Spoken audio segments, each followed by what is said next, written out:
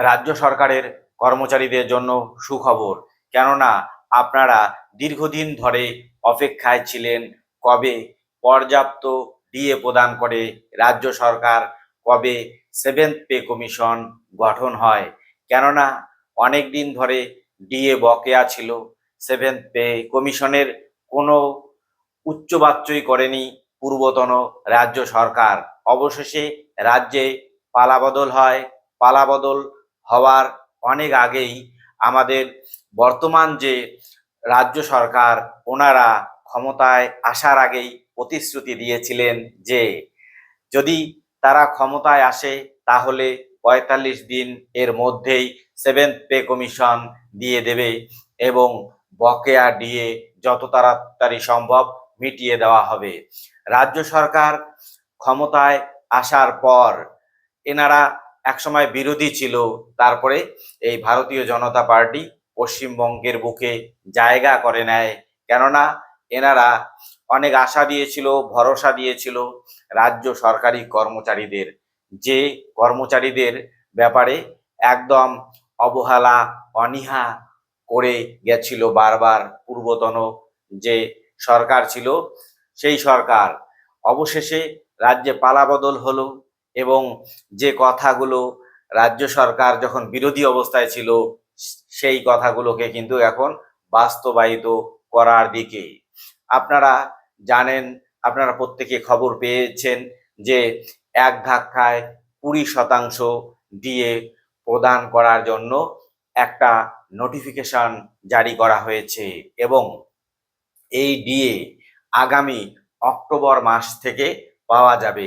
অর্থাৎ আগামী অক্টোবর মাস থেকে বর্ধিত ডিএ বেতনের সঙ্গে যুক্ত হবে এবং অক্টোবর মাস যেহেতু পুজোর মাস, তাই পুজো যেহেতু অক্টোবর মাসের প্রথম দিকে ১১ তারিখ, তার আগেই সম্ভবত ৯ তারিখেও কিন্তু বেতন ঢুকে যেতে পারে এবং বর্ধিত বেতন সহ।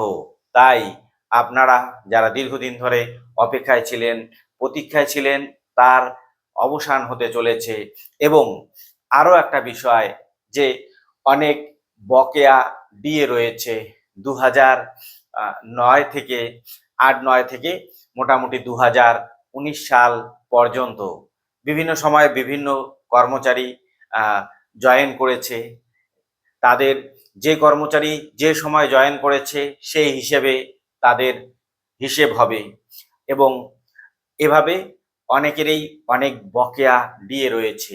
এই বকেয়া ডিএগুলো কিভাবে প্রদান করবে, যেহেতু অনেক বেশি একটা অর্থের প্রয়োজন, তাই বর্তমানে আমাদের রাজ্য সরকার সুপ্রিম কোর্টের কাছে আবেদন করেছে যে মোটামুটি কয়েকটা কিস্তিতে 85% বকেয়া ডিএ প্রদান করা হবে বলে ও প্রতিশ্রুতি বকেয়া ডিএ প্রদান করতে চেয়েছেন। এবারে আসছি বেতন কমিশন, সেভেন্থ পে কমিশন নিয়ে। এই পে কমিশনের একটা কমিটি গঠন হয়েছে। এই কমিটির চেয়ারপারসন হয়েছেন মাননীয় অতনু চক্রবর্তী, যিনি একজন সিনিয়র আইএস এবং প্রাক্তন আইএস অফিসার ছিলেন। তার সঙ্গে যারা মেম্বার রয়েছেন তাদের মধ্যে রয়েছে পার্থ মুখোপাধ্যায় এবং পার্থ প্রতিম পাল এবং করণময় নামে একজন আইএএস অফিসার, যিনি এতে রয়েছেন সদস্য সচিব হিসেবে। এবারে আসছি, এই যে কমিশন গঠন হয়ে গেল, এই কমিশনের কাজ কি? এই কমিশন কি করবে? পর্যালোচনা করবে বর্তমান যে সমস্ত কর্মচারী রয়েছে তাদের বেতন ভাতা, তারপরে পদোন্নতি, এই সংক্রান্ত বিভিন্ন বিষয় নিয়ে এনারা পর্যালোচনা করে একটা রিপোর্ট দিবে রাজ্য সরকারকে, বা যে প্রসিডিওর রয়েছে সেই প্রসিডিওর অনুসারে ওনারা কাজ করে যাবে। আগামী মার্চ অর্থাৎ ২০২৭-এর মার্চ মাসের মধ্যে এনারা রিপোর্ট প্রদান করবে। রিপোর্ট প্রদান করার পর হয়তো খুব তাড়াতাড়ির মধ্যেই রাজ্যে pay commission, seventh pay commission লাগু হয়ে যাবে। এই পে কমিশন যখন লাগু হবে তখন কিন্তু ডিএ 0 হয়ে যাবে এবং তার আগে যত বকেয়া ডিএ রয়েছে সেই ডিএ গুলো কিন্তু প্রদান করতে হবে রাজ্য সরকারকে।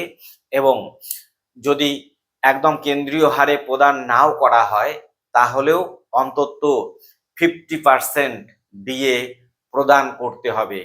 বর্তমানে যেমন আগের 18, তারপরে 20, 38 এবং বাকি থাকছে কত 12, কমপক্ষে 12% ডিএ প্রদান করে কিন্তু 7th পে কমিশন লাগু হবে এবং তার থেকে বেশি পরিমাণ ডিএ ধার্য হতে পারে।